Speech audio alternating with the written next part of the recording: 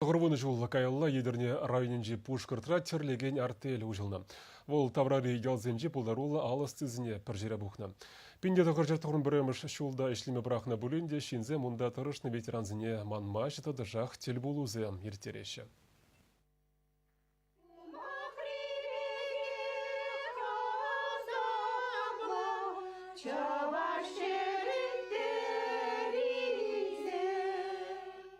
Аякрипинде дағыржер шерім закырмыш жылда ұжылны артель, нумай хирарымжын пұрныштелеве бұлзадыны.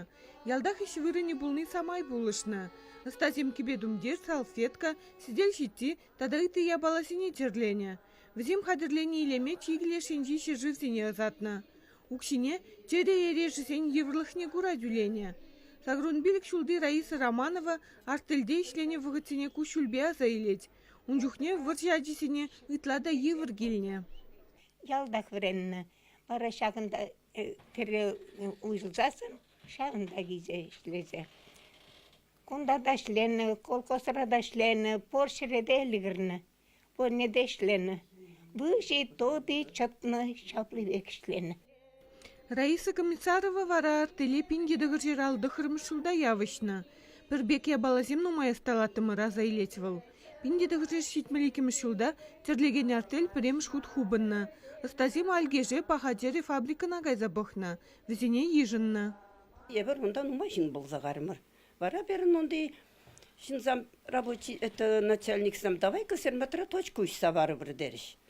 Вара бермада келдіш директория, начальник вышыки, теміне келдішті. Вара бере точку үшса варчыш. Алы вижі жина жидердім. Мана бригадир туза ғортыш. Шапламайба пиндедігір жертігірін бірміш үлчен пушкырцем паға тере фабрика шуменже ішлезе бұрынна. Зем паянда терлеме шешмар юрламада ташламада аста. Ялды библиотекара ішлеген Вероника Филиппова шакна шуда илзе сурбан кружок ергелене. Выл кашни юнгун пұғынат. Ондай бір тірлет, бір шиғат, бір-бірінбе каммілі интересный ябала көрат, илзе келет. Бір-бірінбе ұлмаштарда бара каштым келінде парневали, весь хадырлесі сигаще.